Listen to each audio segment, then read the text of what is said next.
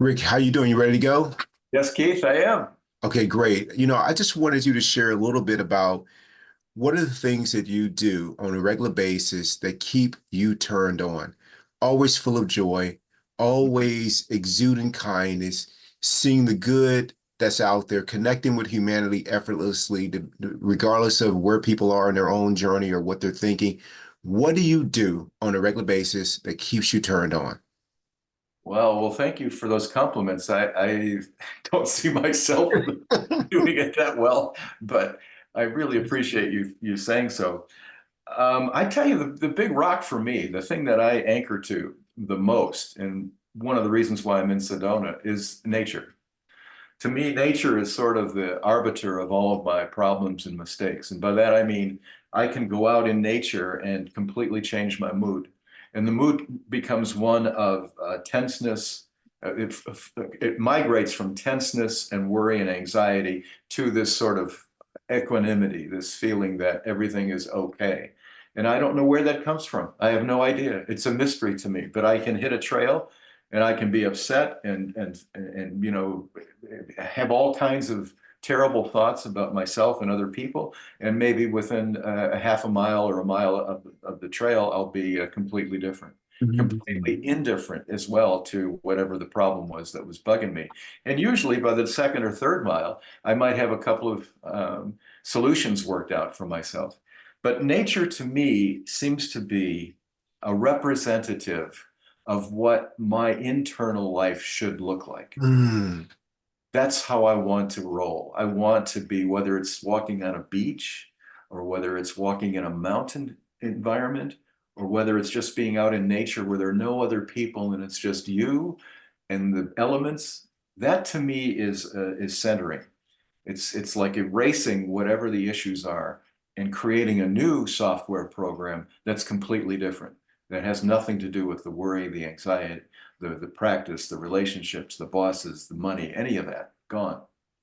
So, in a short word, nature is what keeps me anchored, and I need a lot of it because I'm often disturbed. yeah, yeah. I'm often off my game. I'm often angry. I'm often looking for ways to judge other people and to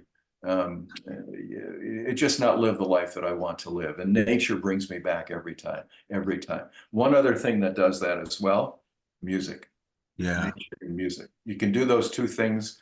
Those to me are my refuges. If I can get a hit of each, that centers me and brings me back and makes me feel lighthearted, in touch with who I am, and more willing to give and to share and to forgive myself for crap that I've pulled, and same for others. Rick, I love that. Yeah, and you spend a lot of time in nature. I So, do. you turned on all the time, man. I don't know about Yeah, that. and you show it by the way that you treat other people, Mhm. and how calm and thoughtful you are when you communicate.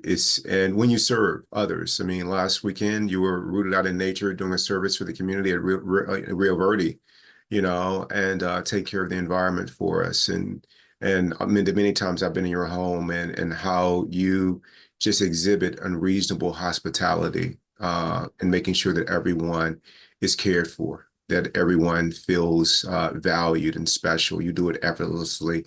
You've done it with so many of my friends that I brought up there. It's like, you got to meet Rick. You got to meet Rick. Let's take a road trip. For me, it's becoming more and more nature. And one of the things that really does it for me is connecting with people, which is interesting because I also value my time when I'm alone. I value that too. I think I have a healthy balance of both. But when I'm with people, no matter who it is, no matter what the task is or the situation, I'm just talking, passing, crossing paths with the mail person who's dropping off mail. An opportunity to be kind turns me on. Opportunity to talk to people and ask them like, hey, how you doing? How's your summer going? And ask in a way to where you're really interested. And then I was talking to a colleague in Rochester in a virtual meeting yesterday, and we were having a typical meeting that people have. Well, it's about, work, which is cool. But I also want to take a quick moment to really connect with the humanity in that we both share. And I asked the person what they do, what do they do for the summer? They get away. And he talked about how uh, um, he went to northern Minnesota at an area, and I think it's called the Outer Boundaries. And Oh yeah, yeah, yeah. yeah, and he talked about it, and he shared about, he and his family, go there. And I talked about the Grand Canyon and my recent trip there and what that was like. And he sent me a picture, he sent me a video Mm, after we concluded, like, hey Keith, thank you so much for the conversation. I needed that. But we connected that quickly mm, over this, and he sent me a picture. You're talking about music. It was a running water on the falls, mm. and rooted in nature, and I was transported right there. So, and I do this all the time with people. If you spend any time with me, there could be people that you have been known for 20 years. You will find out something new about them that day, and it's my first time meeting them.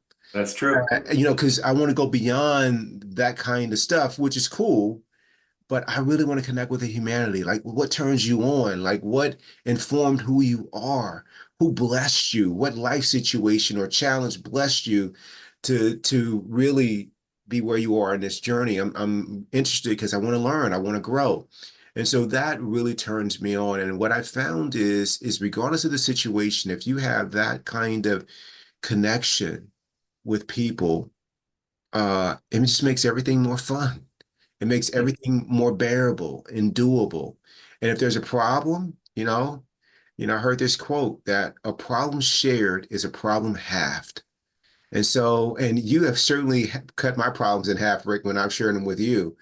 And so that's part of that deep connection that we both share. So connecting with people on a deeper level is one of the things that I do that keeps me turned on all the time. It really does. So I Rick, love thank you for a that. wonderful show. I love you.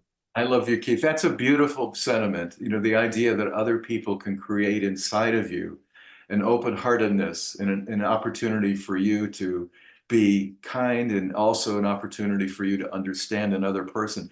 That I think when you consider all the people that you know in your life, that's the big attraction that they have for you because they feel understood and they feel heard and they feel loved. And Oh, that's what you major in. That's what you do. And that's good. nobody can get enough Keith Jones, right? Thank you, Rick. I I'm blessed to appreciate have that. you in my life. Thank you, Rick. I love you. I love you. Adios, buddy. Adios.